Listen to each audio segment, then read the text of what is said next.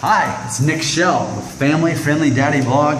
Well, let's talk about Stranger Things again. I've already done a parental review of the show, but today I want to talk about why is Stranger Things set in the year 1983. Well, I've been obsessed with the year 1983 since junior high. I was 2 years old in '83, and I just always have fond memories of it.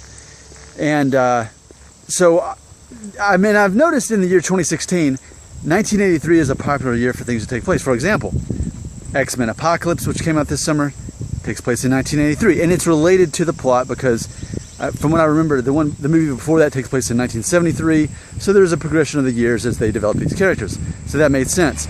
In Pete's Dragon, which I just saw this weekend, the new Disney reboot, it takes place circa 1983. They never come out and say it, but based on the timeline, it takes place in 1983. Not specifically for the plot that I can tell, other than maybe then they didn't want people to have cell phones to be able to take videos of the dragon and blow it and change the storyline that way. Maybe it was safer to take place in a time when technology was less relevant.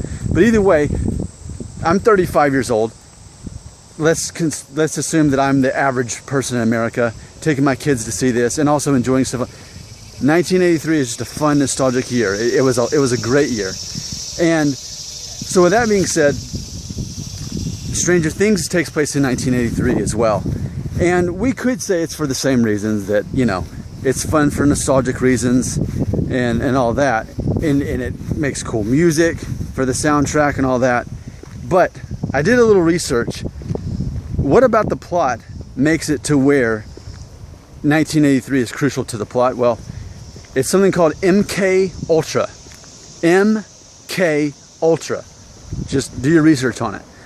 So apparently, and this is, I guess, somewhat of a conspiracy theory. I don't know for sure if anyone ever proved it or if it really, but apparently, back in around the 1950s or 60s, sometime around that time, there were experiments going on with the CIA in which they were doing everything you see in Stranger Things as far as giving people LSD and trying to get them to be able to connect to different dimensions or whatever.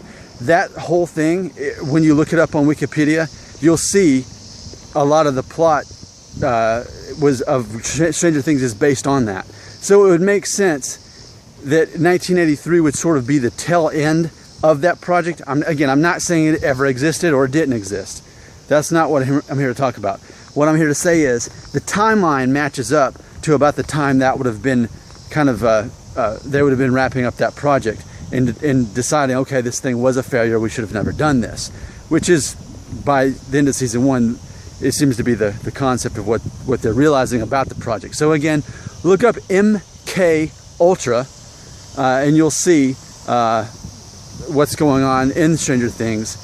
And again, it matches up to the timeline. So yes, 1983 is a fun, cool year. It's a great nostalgic thing.